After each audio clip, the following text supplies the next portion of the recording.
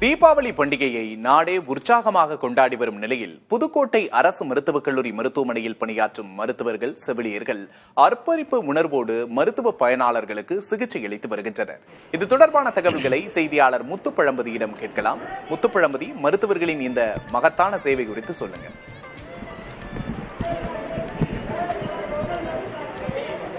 விக்னேஷ், தீபாவளி பண்டிகையை புத்தாடை உடுத்தி பட்டாசு வெடித்து பலகாரங்களை படையிலிட்டு மக்கள் உற்சாகமாக கொண்டாடி வர்றாங்க. அதே வேளையில் புதுக்கோட்டை அரசு மருத்துவக் கல்லூரி மருத்துவமனையில் பணியாற்றும் மருத்துவர்கள், செவிலியர்கள் உள்ளிட்ட மருத்துவ பணியாளர்கள் குடும்பத்தை மறந்து மகிழ்ச்சியை துறந்து இந்த மக்களுக்கு சேவையாற்றி வர்றாங்க. ஒவ்வொரு பண்டிகை காலகட்டங்களிலுமே இவர்களுடைய சேவை போற்றுதலுக்குரியதா இருக்கு. ஏன்னா பலர் தீக்காயங்கள் பட்டு இந்த அரசு மருத்துவக் கல்லூரி மருத்துவமனையில் சிகிச்சைக்காக அனுமதிக்கப்பட்டிருக்காங்க. அதனை கடந்த உடல்நிலை சரியில்லாத மருத்துவ பயனாளர்களுக்கும் தொடர்ந்து சிகிச்சை அளிக்கும் பணியில் ஈடுபட்டு வர்றாங்க. இப்போ மருத்துவர்களோ மற்றும் செவிலியர்களோ கூறும்போது எங்களுக்கு மகிழ்ச்சி என்பதை கடந்து மக்களுக்கு சேவையாற்றுறது தான் முக்கியம்னு சொல்றாங்க. இது குறித்து புதுக்கோட்டை அரசு மருத்துவக் கல்லூரியின் மருத்துவ கண்காணிப்பாளர் தையல்நாயகி இருக்காங்க, கேட்போம்.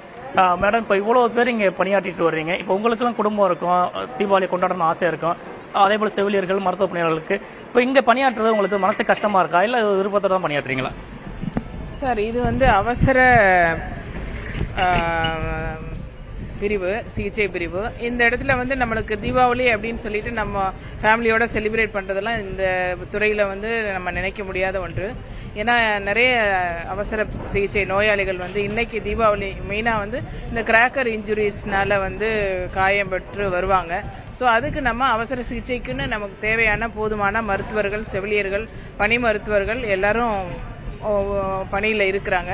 ஸோ அதனால நாங்கள் தீபாவளி எங்களுக்கு இங்கே செலிப்ரேட் பண்றதுல சந்தோஷம் தான். ஒன்றும் அதே போல மருத்துவர் ஜோதிராஜன் இருக்கார், மருத்துவர் கேட்போம். இப்போ கடந்த ஆண்டு நீங்க பணியில் இருந்தீங்க, இப்பவும் பணியில் இருக்கீங்க. இப்போ உங்களை போன்ற மருத்துவர்களுக்கு நம்மளும் குழந்தை குட்டியோட மனைவியோட தீபாவளி பண்டிகை கொண்டாடணும் ஆசை இருக்காதா? அதை கடந்து பணிக்கு வரும்போது உங்களுக்கு என்ன மாதிரி மனநிலை இருக்கும்?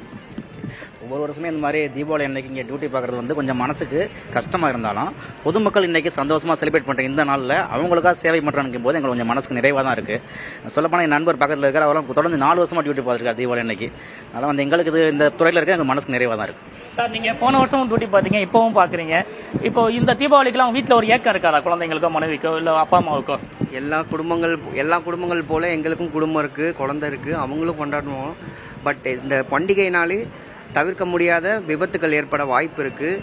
பட்டாசுனாலேயோ தீக்காயங்கள் வர வாய்ப்பு இருக்கு. அவசர சிகிச்சை துறையில இது சகஜம். எங்களுக்கு அவங்களுக்கு சேவை பண்ண தான் நாங்கள் இருக்கோம். அதனால அதை ஒரு தியாகமா பார்க்காம அவங்களுக்கு ஒரு சேவையா நினைத்தா எல்லாம் சந்தோஷம்தான். எல்லாரும் தீபாவளியை தீக்காயங்கள் இல்லாம குழந்தைகள், பெரியவர்கள்லாம் பார்த்து கொண்டாடுங்க.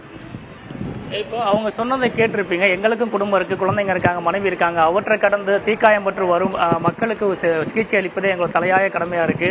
அதுதான் எங்களுக்கு ஒரு மகிழ்ச்சியா இருக்குன்னு தெரிவிச்சிருக்காங்க. நிச்சயமாக முத்துப்பழம்பதி, மருத்துவர்களின் இந்த அர்ப்பணிப்பு உணர்வு அப்படிங்கிறது நிச்சயமா பாராட்டுதலுக்குரிய ஒன்று. கூடுதல் விவரங்களுக்கு நன்றி.